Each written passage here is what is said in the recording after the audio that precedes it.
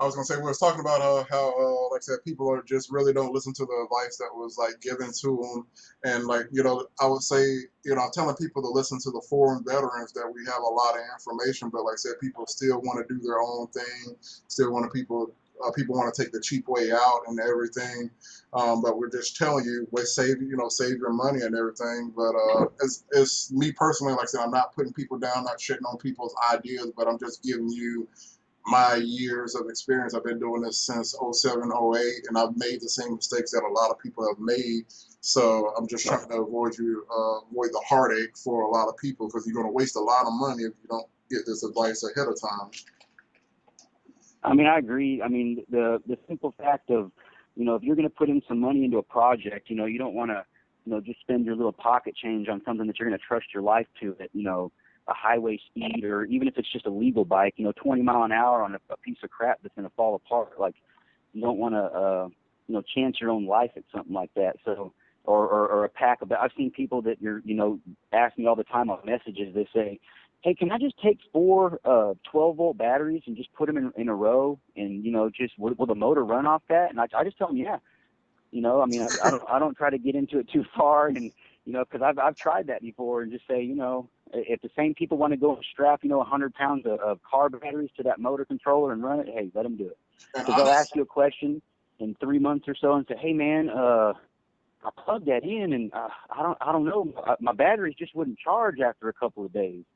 And I've gotten tired of that same rigmarole. So I've been through the same. I mean, honestly, growing in this field, I've done the same thing. I remember when I bought my first kit. It was a Wilderness Energy kit. I'm not sure if you remember that vendor, but it was a Wilderness Energy, and it was a brushed motor kit. And at the same time, Crystal Light had something called the Sparrow motor, which was almost an identical motor, and really you could interchange the parts in between the two. But I'm going off on a side tangent, but I remember you saying about the batteries. I remember I started out at 36 volt in a nice little rack bag. It was heavy, but it wasn't too heavy. And then next thing you know, I wanted to go to 48 volts, so I, bought another bag, slapped another battery in there. And then next thing you know, I want to go to 60, but when I went to 60, I popped the control and then realized I needed to get a get a higher voltage controller, and then also get another battery bag. So here it is. I got like 5 SLA batteries in a rack bag. The bike is super super heavy in the rear.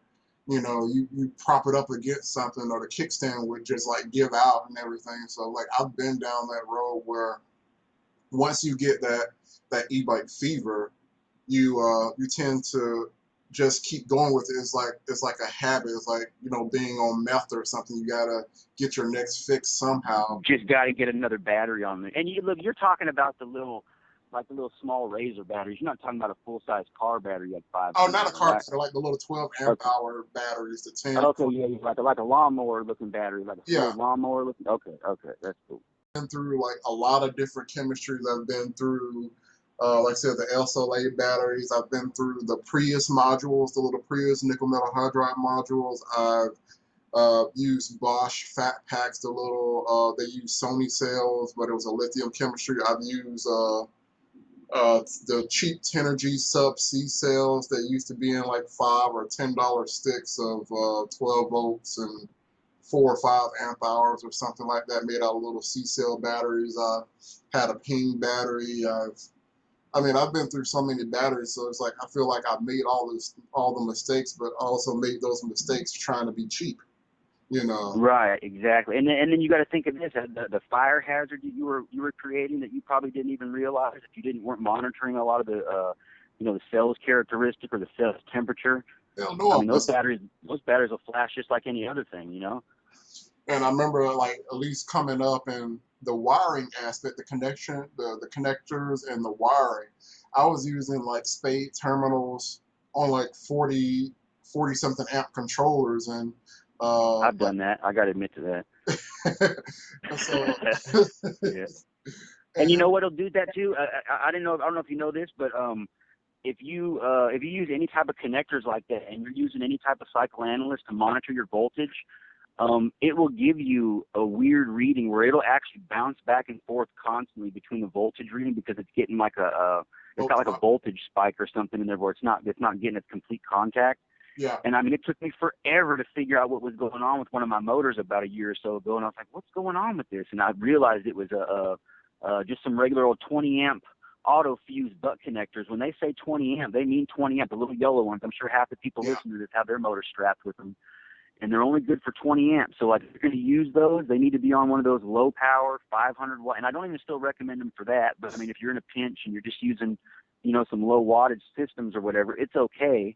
But I also would recommend if you do use those to put that marine grade shrink wrap. You can get it at Harbor Freight, and it's not the regular shrink wrap. It's the one that has that glue in it. So when you heat it up, it kind of seals itself. You got to use those. Now, those keeps your wires perfect as if the same day that you put them in there.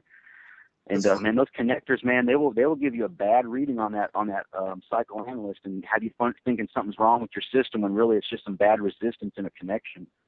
I mean, it's funny that you mentioned these connectors, and I was like, I've been through the same, evolution in building bikes with connectors. I started out with the automotive butt connectors or spade connectors, no heat shrink, and then I learned very quickly you need to get protected connectors. And even when I got the protected connectors, they have the little plastic shrouds.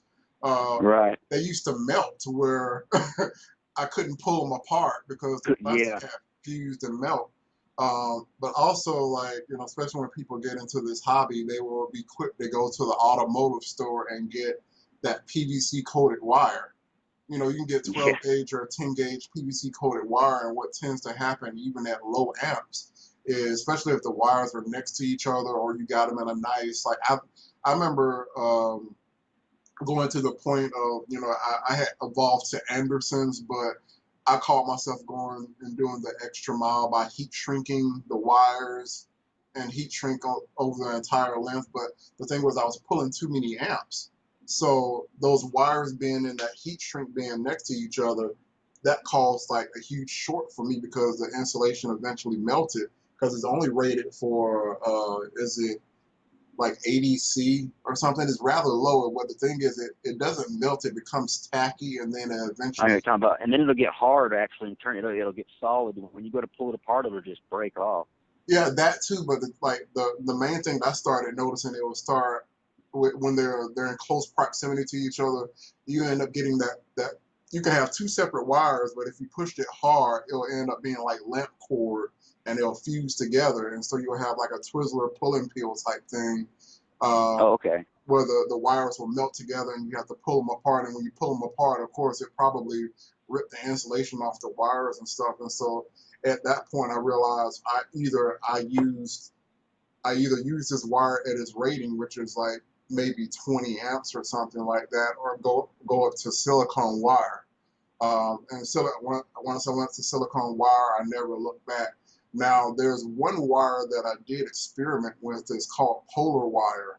And Polar Wire is from this company that's up in Alaska, and they make marine grade wire. Of course, that's why it's called Polar. But they used it on ships. It's almost used solely on ships, and so it's corrosion resistant, heat resistant to a certain point. Like if you put a torch to it, it doesn't burn. It'll slightly melt, but it doesn't burn and catch fire like PVC does. But the thing is, but how much was that? How much was that a foot? It was cheaper than silicone, but the thing is, the strand count isn't very high. The strand count is low, so it's kind of stiff and has a memory. So I didn't use. I mean, I used it. I think I did some harnesses for Methods, and to keep the cost low, we end up using Polar Wire. And Methods is a guy that's on the forum that he's done a lot for the community, and bringing controllers, harnesses, and he's done a lot of stuff. But he comes in and out of the picture. But anyway, I used the wire with his order, and it was in big spools is really, really cheap. But even they have like little economy spools that you can do something really quick. So if you want to be cheap, you can use this Polar Wire, and it won't do the same thing as the auto.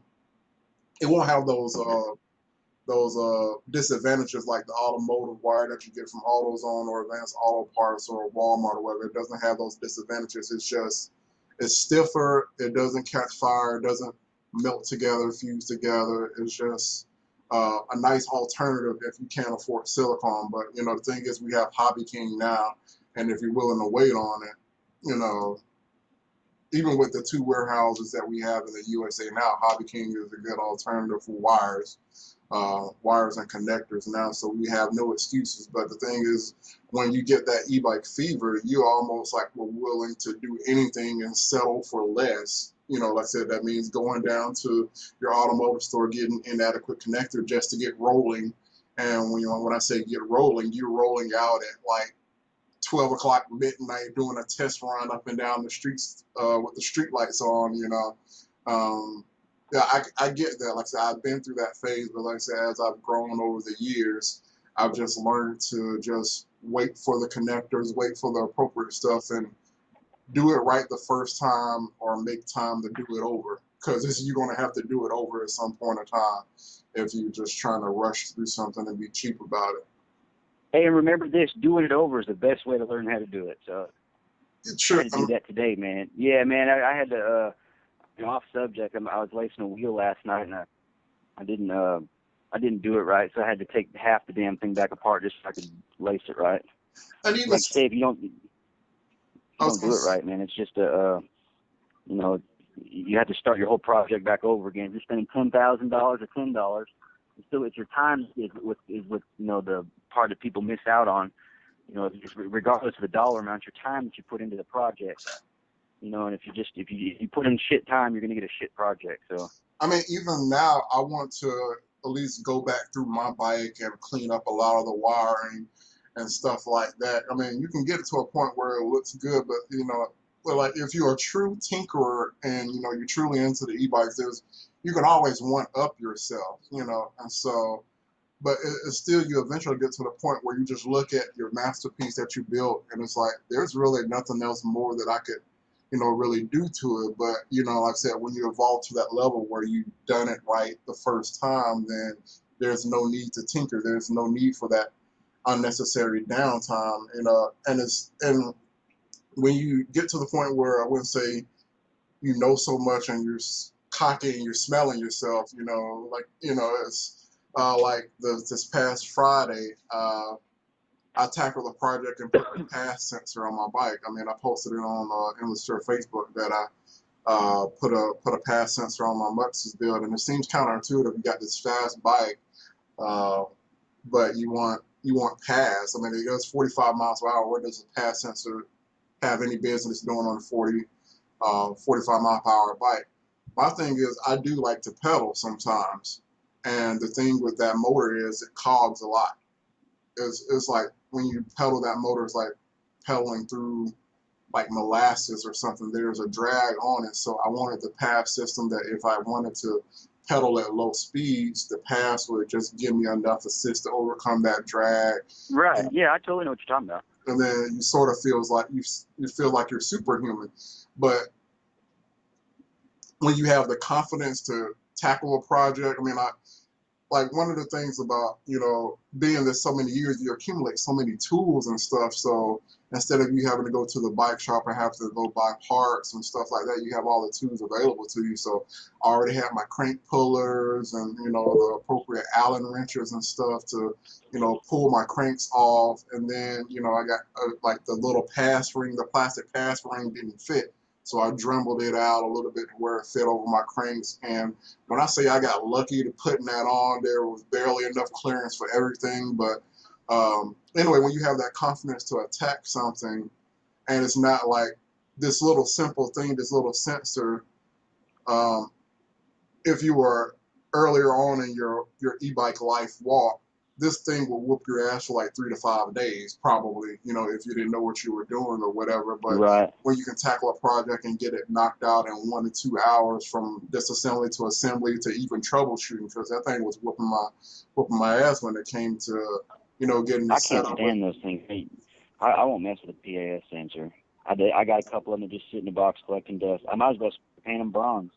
Honestly, I hate the pass rings. I hate the cheap Chinese one, but the one that I really like is the thumb sensor equivalent. I think it's like either TCDM or TDCM. the one where you replace your bottom bracket. Oh That yeah, I one, know what you're talking about. that Yeah. one, that was the best money I ever spent. I used one of those in combination with a 62 chain ring, and I could pedal up to uh, 30, 35, 35.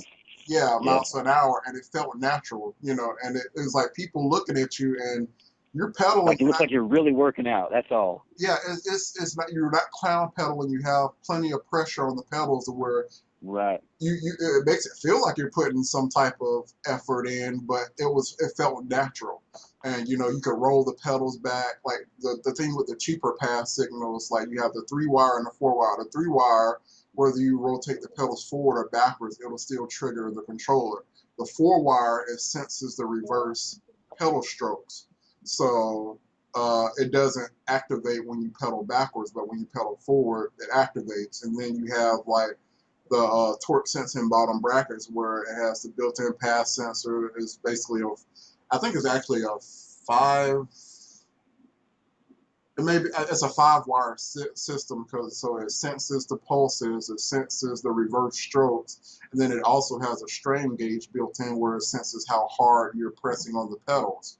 So it can augment. So instead of it being a fixed amount in your cycle analyst, like regardless on how hard you're pedaling, with cheaper signal or cheaper sensors, you're only doing 500 watts or whatever you programmed into your cycle analyst. With the torque sensors, depending on how hard you pedal, it can estimate you're putting in 50 or 100 watts, and it'll scale it up by a fixed amount. So if you have like a 5 times assist, if you're putting in 100 watts and you have a 5 times assist, it'll assist up to 500 watts. But if you press harder on that pedal and it senses you're putting in 150 or 200, it'll scale up that power. So you know, that's So what it's actually like pressure sensitive. It's not just counting cadence and yeah. keeping the motor at a certain. Okay, that's cool. See, I didn't know that. I mean, my whole thing with my I guess my own custom PAS is like I've just figured out how to just hold my hand on that twist grip, the half twist throttle, Yeah. to where like I just kind of grip my index, my pointer finger and my thumb finger. That sounds stupid. And I just hold it lightly like that, to where I keep a steady, constant pressure on it, and I'll just keep pedaling. Well, And like I just can't.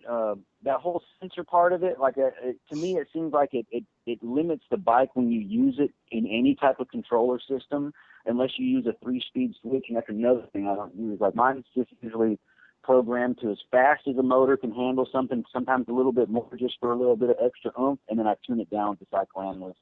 and that's the and I wouldn't say that's where we disagree. Like I said, I've had a video like when I first finished my Mux's build where I had the 3-speed switch Right. enabled, where I had a legal mode, I had a continuous duty mode, then I had a unlimited off-road mode.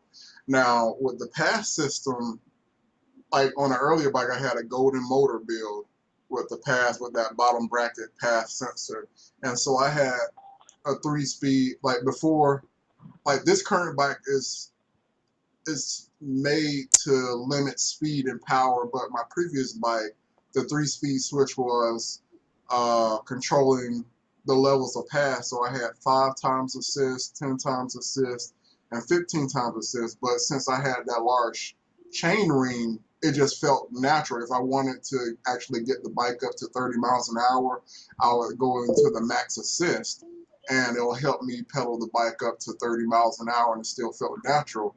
But you know, if I'm just in like these group rides where I'm doing 10 miles an hour, 15 miles an hour, I only need a slight level of assist, then I'll keep it down to the 5 times assist. And like I said, it felt natural, like you're riding a regular bike. That's one thing that I keep telling people about that cycle analyst. Spend that extra money and at least get the V3.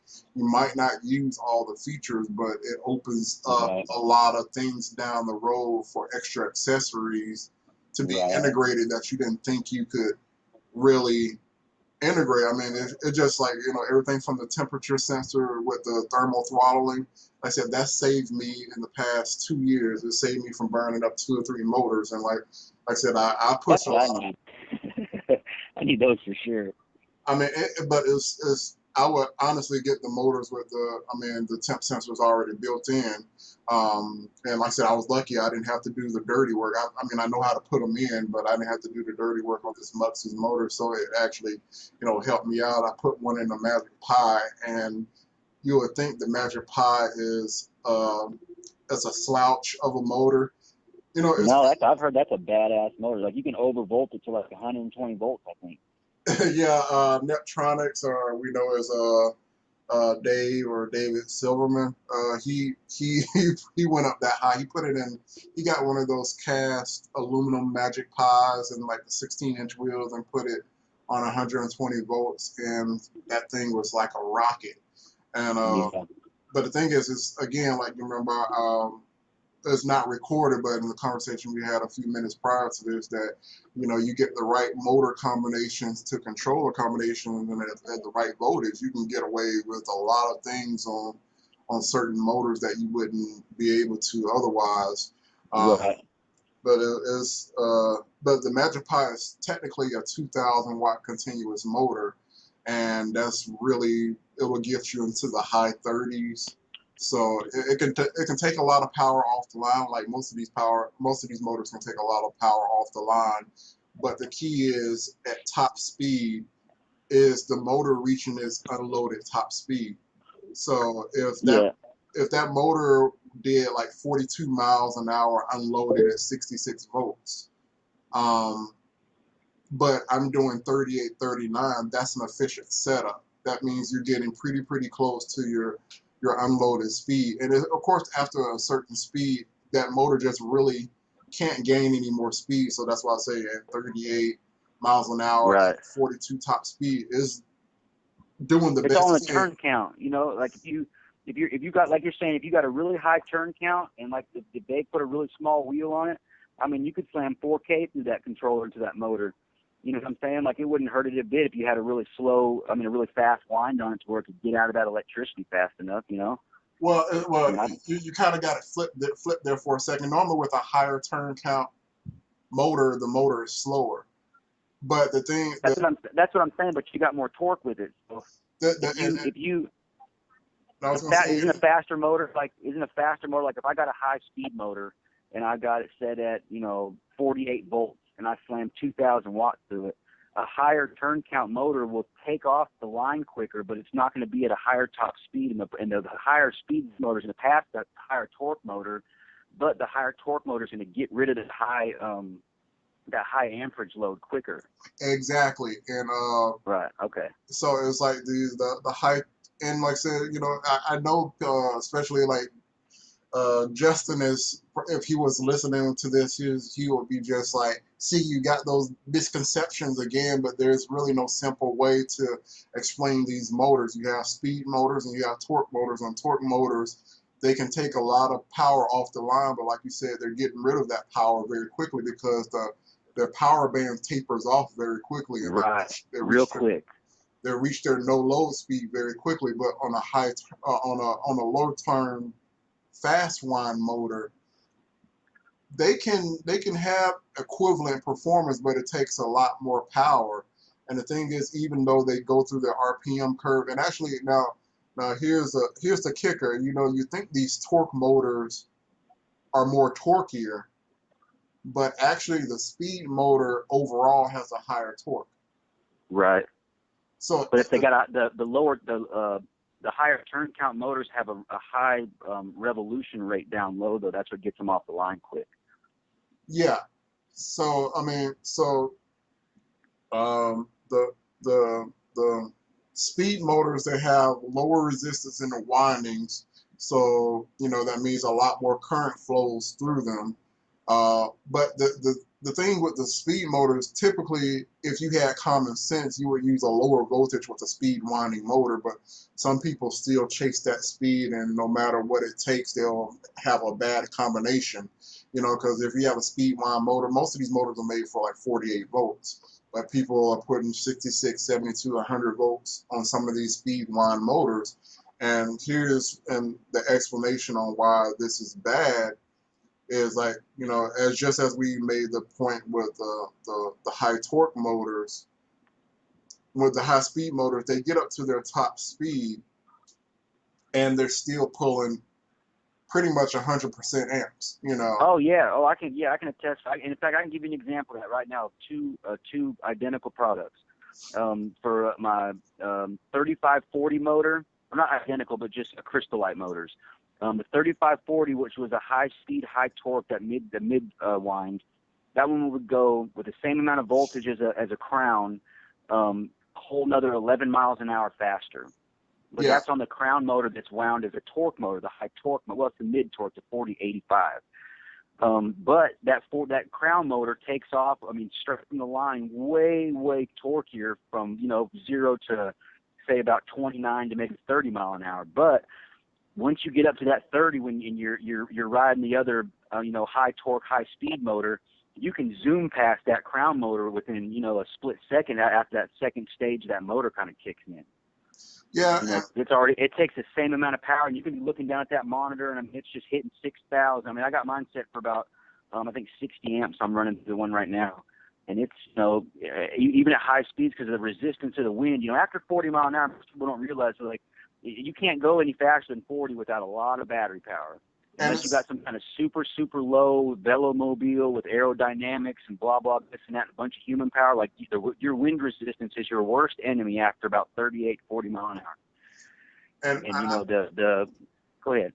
And I'll say I totally agree with that, especially with my build doing 45 miles an hour, and I'm a big person and I have a broad footprint, and but it's in the flats, like the Mux's motor in the flats at 66 volts. I'll do roughly about 3,000 watts at 45 miles an hour, which is, I still think it's quite low. It could be a lot worse, I mean, that's real low for being able to hit 45 like that, and you have your controller set with you only run 66 volt. I run a 66 volt. The controller is capable of 80, so I'm able to peak up to about 6,500, 7,000 watts. But at top speed in the flats, I'm only doing about 3,000 watts. So okay, so double that for my Sam. I'm 170 pounds, and my bike fully loaded is 70 pounds. So 240 pounds with 6,000 watts only gets me. What do you got? 45 only gets me about 13 mile an hour more. So for your setup. In my setup, for 3,000 watts, you get 45 mile an hour, and to get to double that power out of a battery that's 100 volts and be slamming 60 amps through it, you're only gaining 13 miles an hour. I'm just kind of making a comparison. Yeah, that's like, people every say 5 or 10. It's so much increment of the money and the cost of the components and the higher, voltage rates and the better wires, better motors, all that stuff comes into play every mile an hour over, 35. Every little bit of mile an hour to go faster just makes it that much more because the components are so. I mean, to me, it's kind of like a new.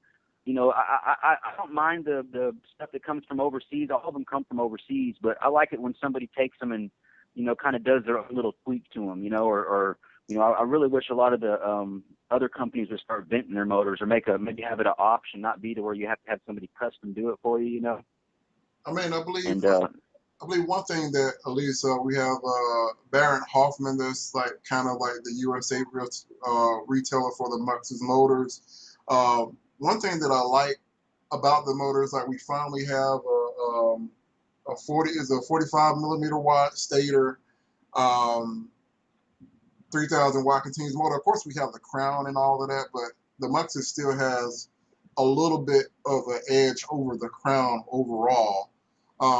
Right. I mean, it's just a bigger motor. The casing, the Crown is slightly larger, slightly bigger casing, with probably a little bit more mass. But from my understanding, after a certain voltage or a certain speed, they start giving the controllers a hard time. Yeah, they do.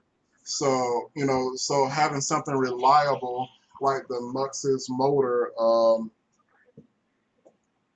that actually works, and we can push those things pretty hard, it's pretty good. But it's like, I was going back to one of my previous podcasts about talking about reliability. I'm thinking like, 40 mile per hour is that 40 to 45 is that limit to where everything works. You're not stressing everything out. You're getting decent speed. You're kind of within tolerance of most bike components without going over. Because like once you get over a certain speed, you start looking at having to look at getting DOT approved tires, better brakes for sure, suspension definitely, and then when at these higher speeds, you also gotta look at is the motor controller appropriate for the speed that you're trying to attain. So 18, like the 18 FET controller is a great thing. I think, me personally, I think 66 to 72 volts, like 18 to 20S is where people really want to stay at for the best of both worlds and not stress everything out. But there are some people that just swear by 24S. But as we spoke, just a few minutes earlier, to get those higher speeds, the power requirements just get so retarded, you know. So I'm doing 3,000 watts, but probably to maintain 50 or 55 miles an hour. And I have I think I have a video where I had the Lexus motor on 24S, and just to maintain that top speed, it was almost double. Like I think the motor could on 24S could get up to 55 miles an hour, but I was doing every bit of 6,000 watts trying to maintain that speed. Well, So if you don't find it, I'll tag it here. We'll just tag it on the post here. yeah, I mean, it's like I went around my neighborhood over here, and it was like I was dumping so much power into that motor that after like 3 or 4 miles running on 24S, um, it started saturating the motor, and then that's when the cyclone element started kicking in and pulling the power back, and they had pulled it back so much to where it was like, you know what, I'm walking it, and so that's what after doing like normally around my neighborhood, I have so many hills and everything, and for me to measure a performance of a bike, if it can make it around my neighborhood rather easy without any degrading or loss in performance, it does. I kind of give it the Christopher Parham 2 thumbs up. If it can Yes. survive that, without overheating. Now the motor did get that 2 thumbs up. It was just, again, this was my first few rides on the motor. I still haven't got a feel for it, and like I just tried it at 100 volts just for kicks, just to see what it would do. I was impressed, but after realizing the abuse that I was putting through the motor, how much heat I was creating so quickly, and how long it was taking for it to recover and everything, it goes to show that running a lower voltage and putting realistic goals in mind. Like I said, the motor, yeah, it can run 100 volts. What's up with the realistic goals? We want to go as fast as possible. I want to be at a stoplight and watch the people look at me and go, look at that idiot. That's my favorite part of the day. But again, like I was, as the point I made in the other video, I was like on 3,000 watts, I was still doing the same thing. Now, Yeah. Oh granted yeah, that you still hit them. it was a 1 or 2 second delay, but still overall, I was still turning heads. I was still outpacing cars Right. out in front of them. So it's like, do we really need six, What 18? turn? What turn? Weren't you running like a 5T? I'm running a 4T on the 26-inch wheel, which Okay, 4T. Yeah, that's and right. that's the borderline on what you should That have. thing was hauling ass too, man. I'm telling you that, and you can feel like that's like that borderline, like you're saying, where that motor, you can tell, you're like, whoa, man, like I can feel this thing kicking ass, but it's just getting, like, I can tell it's getting hot. But I mean, it's got some pull. I mean, there's some pull on smaller rims. Don't get me wrong. A 20-inch rim, it pulls. The moped rims, they pull. But when you got the full, when it's in the red on the graph and it says this is going to stress your motor, you're hauling ass. You know what I mean? Yeah, and it's like it's an undescribable feeling. And like I said, with the four turn, like I said, this motor by far is the best motor that I've had over the years, just by the amount of torque and the launch acceleration. And I've been pretty consistent staying at 66 volts, and this motor at 66 volts just is a beast off the line, and I'm not really feeding that much. I mean, I'm still hovering around the same amperage and everything, but even when like the Magic Pi, I was pushing that thing pretty hard, and pretty much I didn't have any real throttle ramping on that one, like the throttle ramping meaning like kind of forcing it to do a soft start. Um, Right. I didn't have it dampened that much on the Matcha Pod because it just really wasn't generating that much of a launch to like, oh, I need to control the power. But the first ride on the Mux is the first thing that I stopped and did when I did my first initial ride is like, no, I need to change this setting to something lower to where the throttle is a lot more progressive and predictable. Because if you don't have throttle ramping on the Mux's motor, that thing will throw you. And I have a heavy bike, and I'm a heavy person. And when I'm scared of a motor, you know, throwing me off the bike, that's a very, very powerful motor. So like my throttle ramping is really, really tame. And one is like I really don't like the feel of a seat ramming all up in my junk, while I'm I got riding. you. That surge of that surge that the bike will give you. I don't like that because it can get away from you real quick, and it's like especially if you have twist throttles and stuff. You know, Hey, while we're talking about throttles on the psychoanalyst, do you know on the advanced settings what the high-low gain does? That number that's from, it says like 0, it's like 1,000, it's like 4 zeros, and it's set on like a certain number. I'll have to read more into it. I know. I think I know what you're talking about. There's like What different. it does, I'm going to give you because this is how I've had to, I could not figure it out. I've asked people all over the place. Nobody knows how to do it. So I went ahead and did the trial and error over and over again. And this is what it is. If you can kind of picture like a sine wave in your head, like kind of like as it rolls like a wave. Uh huh. If you can kind of from 0 to 9,999 is kind of like how big of a wave do you want to create as it's tapping those phases? And I don't know if it's some kind of analog sideways way to make a sine wave controller with the psychoanalyst, but anyway, if normally when you get in there, yours is probably usually factory settings is like between like 995 to about 1,020, which I've seen all over the place. But if you want to make your motor it's hard to explain, but the way that sine wave looks, like the lower you make that number, as long as it stays above 200, it'll give you way faster. You have to just try it to see what I'm talking about. It makes the motor act different, and the higher you go above 1,000, it makes it soft for when people are kind of on the throttle and that you don't want them to have that real jerky throttle. You go above, say, like 1,900 or use about 2,400. I'll set it on to make the throttle seem a little bit softer for people when they roll it. And I can't figure out what it does. I mean, it has the little settings in the which you can read online in a little material handbook, a little Yeah. paper book that comes with it. But that's all I can say that it does. Like it helps you almost ramp your throttle. Almost like it's almost like analog where you can kind of dial it in with just a number. Well, with the psychoanalyst V3, and if you're really using the psychoanalyst to really control everything about the bike, of course you put your throttle signal in the psychoanalyst and it outputs its own signal to the controller. Now the setting that I'm talking about is called throttle upscale. There's two of them. There's throttle upscale and throttle downscale. That And this is means in the software, like in the program, you mean? Like when you're programming it? yeah, when you press and Okay. hold the left button and you go into the sub menus, Okay. Okay. they'll have one where you can program the signal range for the signal coming in, but you also have one where you can program the signal characteristics coming out. Now, what I'm talking about is throttle upscale. So basically, the throttle has a certain voltage range. I think like 1.4 to 3.6, and so basically, no, if you twist the throttle, it normally just goes high or goes to the maximum voltage, which would be like 3.65 or whatever.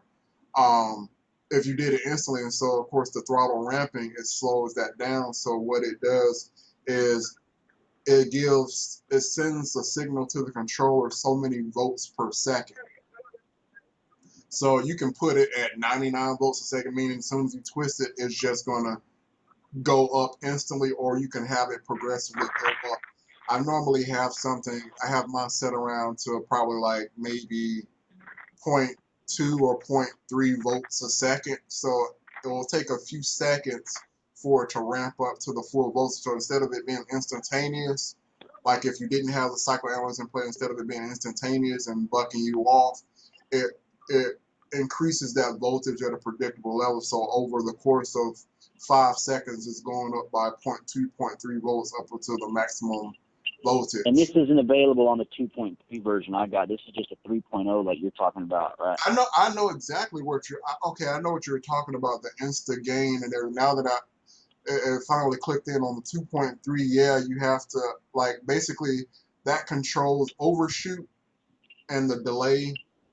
Like if you have too much gain, it'll accelerate too fast and it'll overshoot, and then you feel some weird oscillation as it tries to regulate back down to your set speed or set amperage. Yep. That's what it does. Like I said, with the V3, it's just a totally different feel. You don't have to. Okay. I haven't had an oscillation issue with the V3 at all. Okay. It's just like I said, I just control the ramping, and normally controlling the ramping controls a lot of your power control issues. You could have a 6, 7, 10,000 watt bike. If you just play with that gain setting, it'll control your launches to where it's a lot more predictable. Like I said, since I have my speed switch integrated, those 3 speed switches have different profiles. So if I'm like again on my legal mode, if I'm on my legal mode, I'll have 20 miles per hour, 1500 watt limit, and then the throttle ramping is a lot more gradual, so there's no accidents of me twisting the throttle in a group of people and running somebody over. It's really, really, really slow, and it's predictable, and it doesn't get away from me. Now the middle one, I have my throttle ramping set up a little bit higher to where it's not instantaneous, but it's adequate for launching at a light or something like that. You can still pull out in front of cars and everything, and it's not, the bike isn't pulling away from you. But that unlimited mode, I just removed that upscale period. I mean that throttle ramping period. I just removed it, and it's 0 to whatever. Just like if the psychoanalyst wasn't there, and like I said, I use that to get out of jams. Or out, accelerate a car or pass a car real quick. I just need that instant torque right away. So that's why I like the psychoanalyst V3, because you can program the 3-speed switch is not like the 3-speed switch on a controller. There's so many more aspects that you can control with the V3, interpreting your throttle signal and everything. And like I said, you have distinct profiles that you can set. So you can, if you want to loan your bike out to somebody, you have your legal mode, and they really shouldn't be able to kill themselves in the legal mode. But then again, without just flipping a switch, you can set things on the extreme end and, wow them if they're ready for it. So again, that's like I said, another reason why the V3 is, where you need to spend that extra money, even though you might not use all the features. You just need to go ahead and spend that extra money, because down the road you're gonna appreciate those extra. Yeah, especially if it has stuff like that on it, because the 2.3 is nice. I mean, you have to be user friendly with it. You got to know how to use it and get in the settings and understand how those 2 buttons function. Everything on that controller. Like if you don't read it and realize all that, you kind of will get lost and, be stuck figuring out what numbers go here, numbers go there. But if the V3 set up like that, where you can have all those different, controls in the programming, like, yeah, that's cool, man. I like that. And one thing I got to mention while we're on the psychoanalyst subject is we have Telekinetic. Telekinetic over on the forum that's kind of moderating the thread on the unofficial user guide for the psychoanalyst. I guarantee everything that you need to know, no matter how obscure or crazy it is, people need to check that thread over there. And I've even read through there sometimes. I've even asked a question, and he gets back to us really, really quickly and on suggestions and everything. I think he almost knows that psychoanalyst just as well as Justin, but he even still takes it up, still takes up questions with Justin and gets the explanations and gets the information back. But back to us. But even over in that thread, everything is categorized to like if you're having past problems, installer problems, surgeon problems, and everything is all indexed over there. And pretty much, somebody's already asked a question. You go in there, see what they did, see if they're running a similar setup to where you can use similar settings that they went ahead and suggested, and you can get the psychoanalyst up and rolling really, really quickly. Because I mean, there has been certain days where I'll just, the manual, the stock manual really doesn't go over it too in depth, but that thread is almost hundreds of pages long. If you know how to, and again, like I said, and it goes back to people asking, not saying dumbass questions, but questions that's already been answered, and they want the answer spoon fed to them. The answer is out there more likely. If it isn't, we will definitely help you out. But if the answer is already out there, don't get mad at at the messenger for telling you to go and do a Google search, because you can type in endless fear and whatever you need, and it'll give you hundreds of pages, and it's normally pretty accurate. Within the first page, you should find your answer more likely. Um, but like I said, we still have people just asking crazy. And I would say the cliche thing, though, no question is a stupid question, but some of them are. They're just repetitive because they want to, and I'm guilty of this because I can tell you exactly what the problem is. Like when you read a forum or you're looking for something, you're so lazy that you don't want to have to go back and do the work yourself again. So you're kind of like putting it off on somebody who's kind of sitting there who wants to just give you the answer for free again because you don't actually want to go look for it. At least I'm guilty of doing that a couple times. I mean, like one of the things that I commend, like one of our moderators, Amber Wolf, on the Endless Fear forum, he's like a repository of information. I swear he has all this stuff bookmarked because you can ask a question and, he'll probably put you in your place and say that this has already been answered, but he'll still give you the link. That's what I mean, yeah. Yeah, I've had that answer before. Because, but he it's almost like he knows where everything is on the forum and he can spit out that information rather quickly. And there are some people that will take the time to do it because we all been at that point, where we've been a newbie. And now it's like, as, I get older, it's not that I'll look down upon the new people, but again, it's like the conflict that I have is I'm telling you what to do, you still choose not to do it, you do whatever, and then you come back with the same question or another problem. And again, it's like, if you would have did it right the first time or used the first batch of information I gave you, we wouldn't be in this problem right now. We wouldn't be having this issue. So, again, like I said, listen to the people that definitely have the experience and know-how, and don't try to cheap out. It's like I said, it's a no-brainer. But like I said, that's where we get pissed off at. It's just, we have the questions being asked all the time, and there's some people that you can tell they just have one post to their name, and they come in and ask them a crazy question. And the thing is, it's probably been asked so frequently that if they went 1 or 2 pages in, somebody else probably asked the same question, to where, like I said, it's repetitive, and that's why I look at people like that. If somebody who asks a question like that is one of those people who's, barely probably got access to the internet and they're thinking of a Google question, and it took them 7 days to find a website called Endless Sphere, and like they got there, signed up, took them probably 2 hours to get an email to do it all. Like it's probably when there's like one question like that, you know what I'm saying? The person that was there probably just took so long to just get to that one point and get their one question answered, and they're back to tinkering, like a lot of the stuff that's, and I mean, I know you know what I mean, having it as second nature to where, you wake up and you can basically kind of eyeball a 18-set controller from a picture that you just see, first thing in the morning, or, something like that where you're used to seeing it over and over again. It's just you already it's know natural because you're that, because it's something that you really, really take passionately. I mean, like I do. I mean, I don't have a lot of credibility like most people do, but I mean, I tend to try and take, every attention to detail and, try to make sure that things are done the right way the first time. And just like you said, because it just costs you more money in the long run if you don't do it right, I mean, it's just not worth it.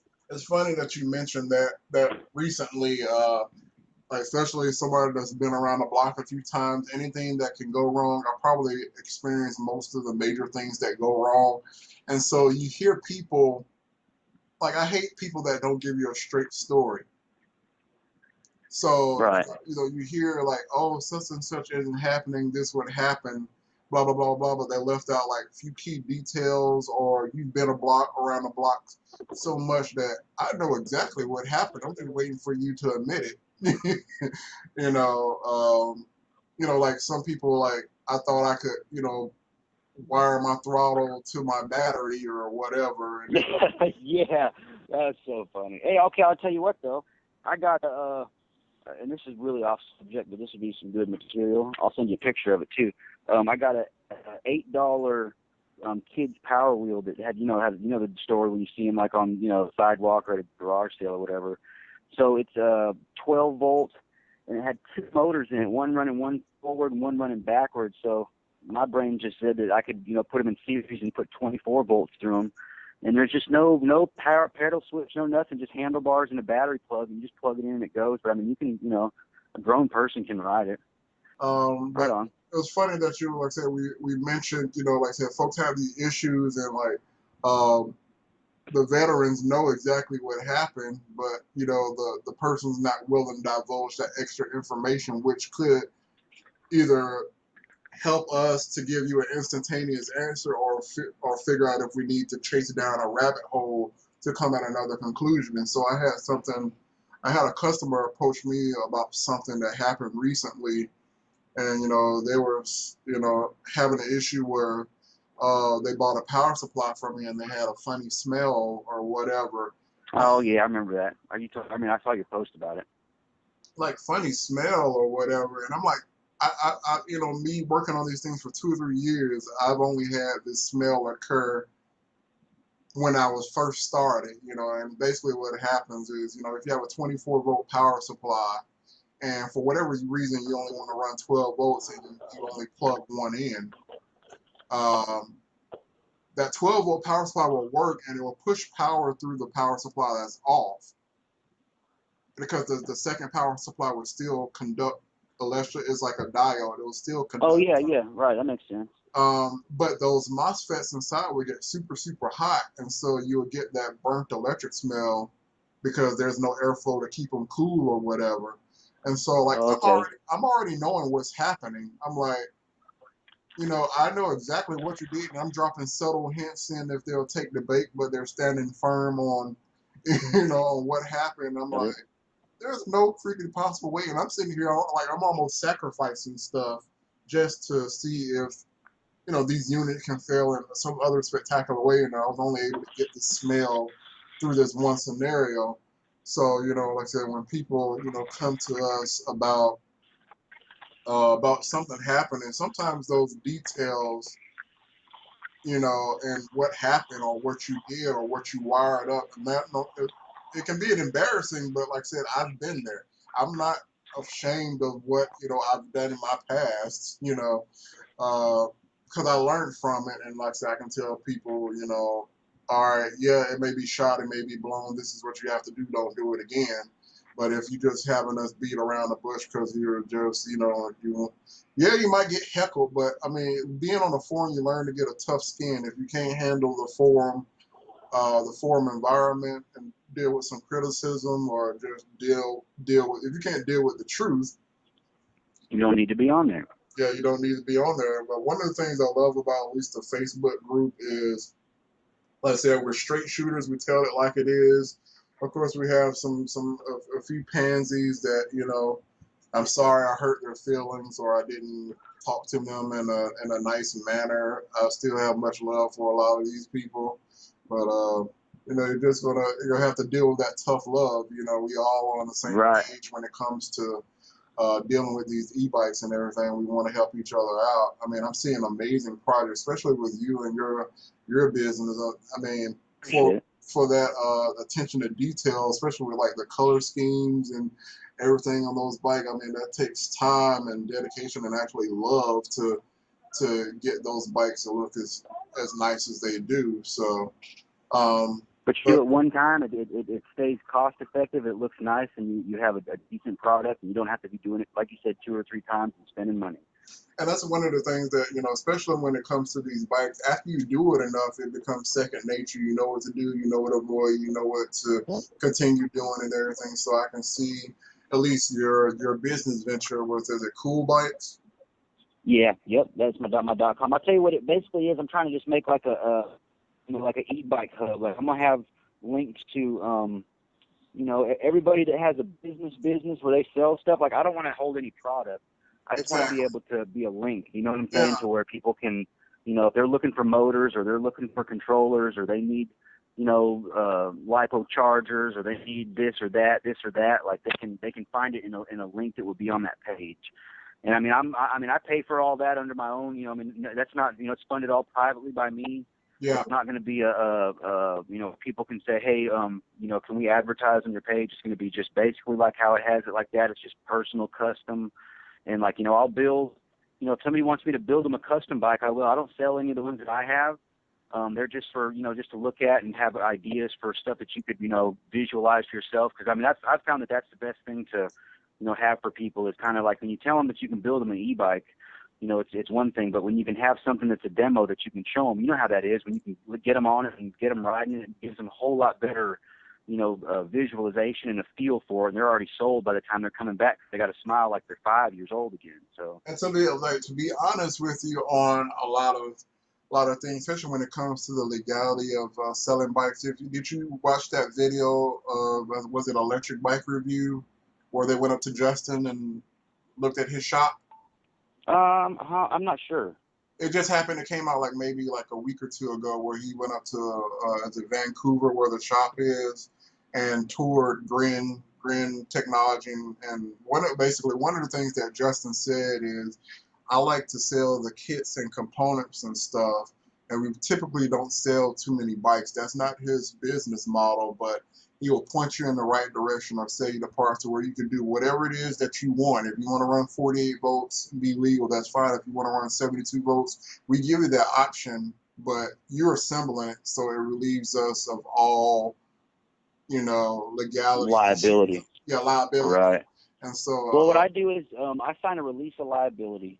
It's exactly. Kind of like when you go bungee jumping, or it's kind of like when somebody gets the bike, you can't go ride it like a you go buy a brand new motorcycle, they don't let you say, here's the keys, go take it for a spin, unless you know the manager or something. That just doesn't happen.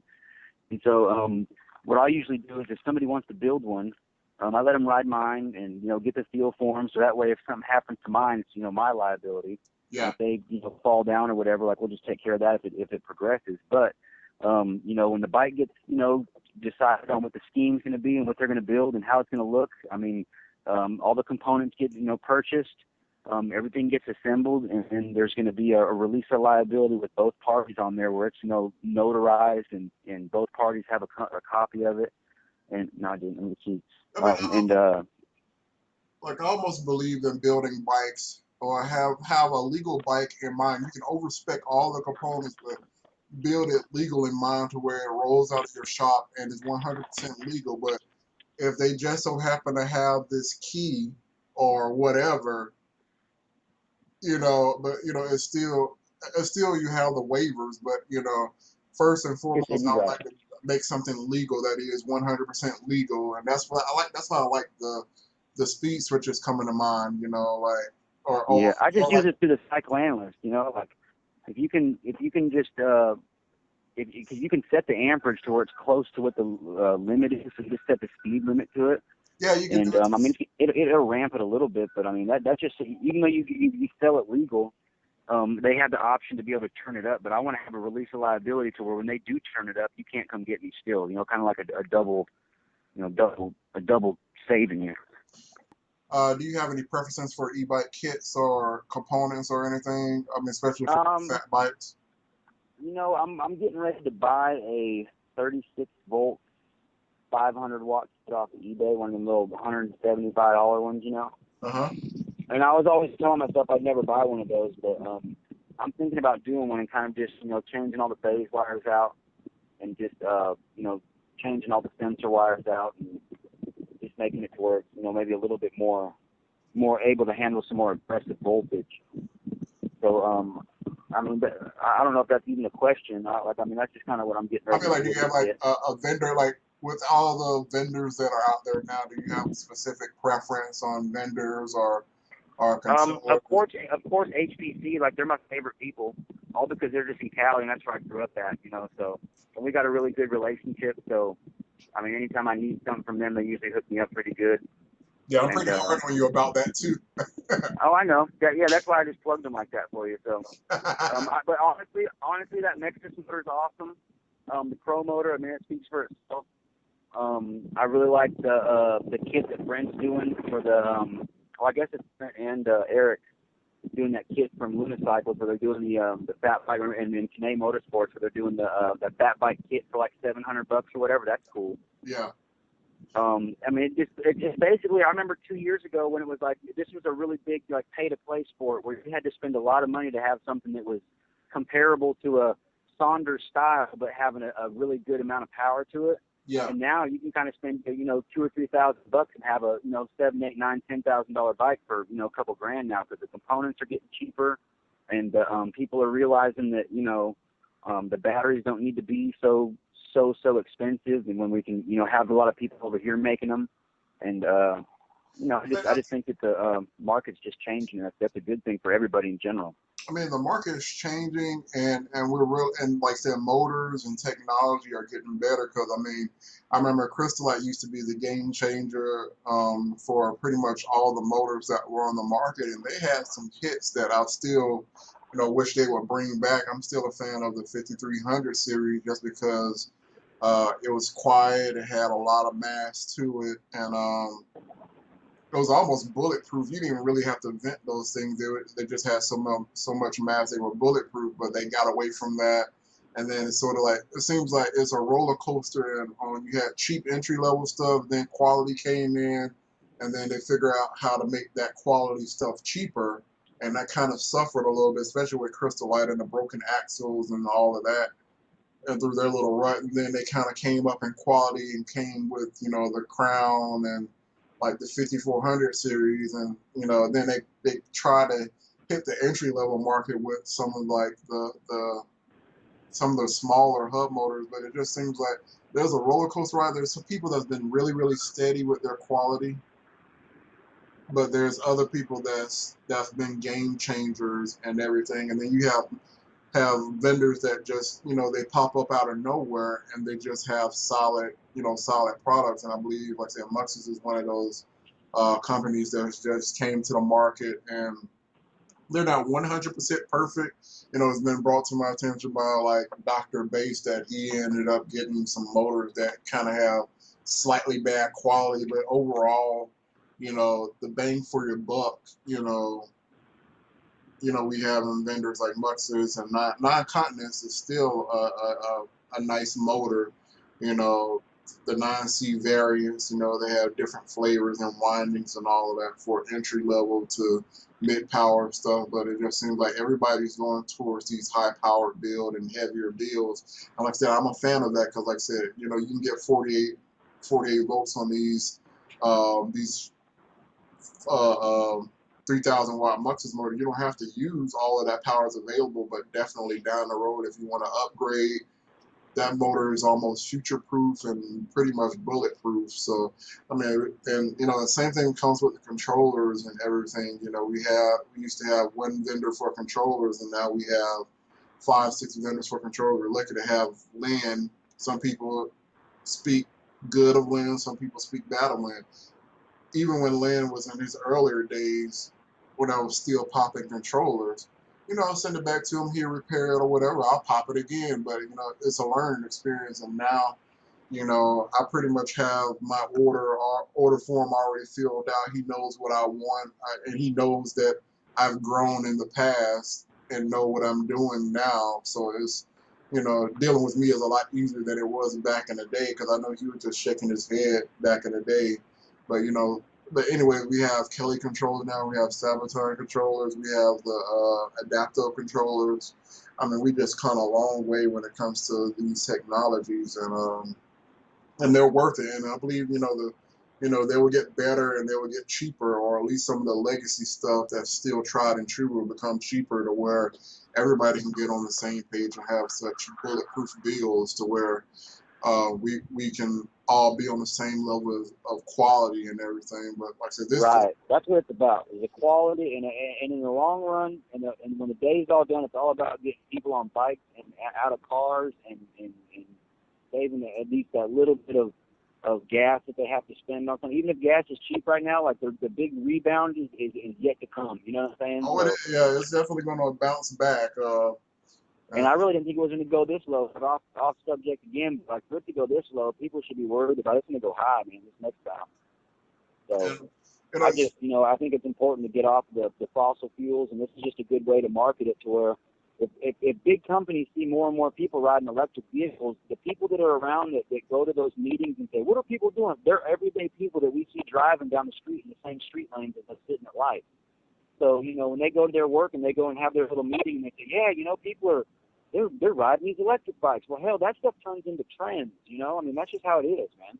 Honestly, what I believe with this gas prices and stuff, I believe that electric forms of transportation is really taking off, whether it be electric bikes, electric cars and stuff. And so I believe OPEC is in conspiracy just to lower down gas prices so we get more gas guzzlers and gas vehicles on the road. Yes, fuel efficiency has been getting a lot better and everything, but if we can get people to change their mind to say that, the economy's getting better, you can go out and buy a car that just runs on gas and you'll get this incredible fuel efficiency and all of that. And then all of a sudden we're going to have that spike or surge again where gas is going to get above $3-4 a gallon.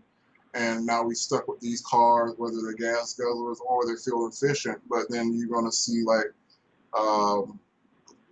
electric cars kind of not fade out of existence, but not get that support. Because I mean, right now we have a whole lot of game-changing cars coming to the market that are we're finally getting that range instead of that sub 100-mile range. We're actually cresting that by quite a bit to 200-300 miles, and it's not even stuck with the luxury brands. I mean, yeah, we can get a Tesla, but some of the other ones, like the Nissan Leaf, is definitely getting a boost in its range and everything, and that's a big threat for oil.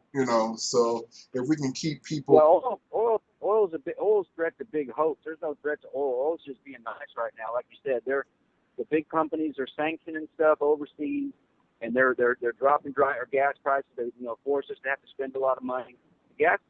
Oil companies aren't ever going to hurt.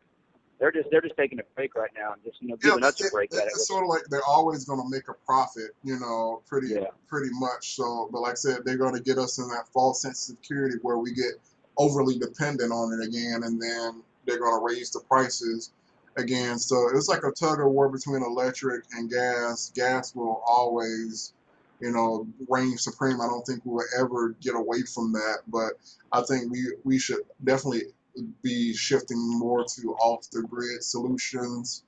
But like even to the point of getting off the grid with solar and everything, there's like cities that are just being assholes about like, oh no, you can't have solar.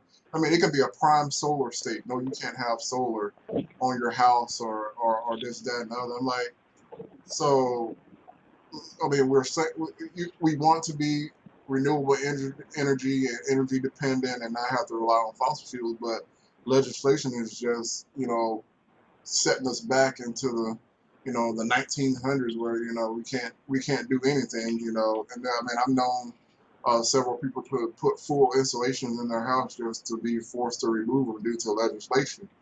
And we can't, like, each home, depending on where it's at, they can produce their own power, at least during the off-peak seasons, at least outside of the summertime. Most of these houses can be self-sufficient, with a nice 1 kilowatt array, not 1 kilowatt array, yeah, 1 kilowatt array, 1,000-watt array. They can, like me, I use during the colder months, I use anywhere between 250 to 300 kilowatt hours a month. But like, that's nothing. Yeah, I mean, it's a drop in the bucket. But if you have 1,000-kilowatt array and you're getting maybe 3 to 5 kilowatt hours a day, you can be pretty much self-sustaining. And then I know, but if everybody did that, the power company would go broke because they depend on our little chunk of change every month to keep themselves going. You know, like if they had to start paying everybody back because everybody's roof made it what they had to get paid out to, I mean, it would just implode on itself, especially for it being a city, citywide resource. You gotta also admit that we're Americans, and we don't like to be uncomfortable. So yeah. It's like for me, especially I have my vote. I mean, each year I've been doing things and projects around the house to get more energy efficient. Everything from vacancy lights to make sure the lights are off in the room to being on special plans to where we don't use electricity between the hours of 2 and 7 to get a huge discount on the other hours. Like hours is like if you use the power during on peak it's 9 cents, but if you use it during off peak it's barely 1 cent a kilowatt hour. So I mean but we're not willing to shift our schedule around, our habits and our schedule around to be uncomfortable. Especially if you have kids and stuff, it's really, really hard to Right. But if you have that mindset and you grow your kids up to be that way, you can't take a brat in the $500,000 homes, and I wouldn't say on the don't want to be black and white about this, but in the richer areas where, the same houses, like my house, it only uses 300 kilowatt hours during off peak, but these same houses are using like 4,000. You can't take that mindset and force them to live a primitive lifestyle. You're just not gonna have that happen. So and it's like you almost have to just detach yourself and really drop that person in a situation where they have to just make do. But trying to let go of our cell phone, that's hard enough. Hard enough. So you want me to cut lights off and be hot? Oh hell no. We the thing that sucks about us, we're Americans and we just have this privilege, this entitlement to things. But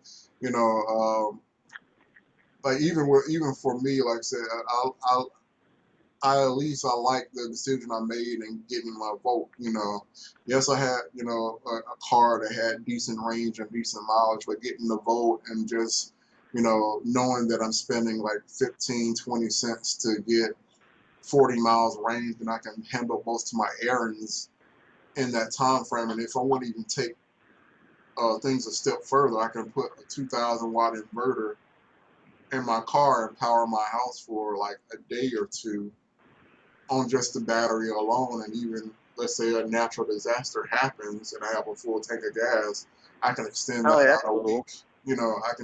I can do that for a week. So I'm glad I made that decision, and it was a flexible, it's a flexible vehicle. I'm not appreciative of the premium gas I have to put in it, but it's flexible to where it's going to benefit me in the long run. But anyways, this is going on long enough. I appreciate you. No problem, man. Anytime. Let's go ahead and get this posted. I think this format of the show is definitely a lot better. We can bounce ideas. I said we get a bunch more people on it next time. I mean, in the comments, we need to just let people write. Who wants to be on the next one, and if we got any non-internet gangsters who don't mind talking on the phone. We can maybe put a group of people together and be like, have a good chat or make fun of people and stuff. Because I mean, this was kind of cool because we did have an outline and we did not obey that outline whatsoever. No, not yet. Yeah, we can just do a whole nother skit, Yeah, so I mean, if you're available for another time, we can just go ahead and kick things around randomly, and we'll keep this thing going. I'm gonna try to do one. I mean, I'm trying to do this to where I'm having at least maybe 3 casts a week at least. Okay.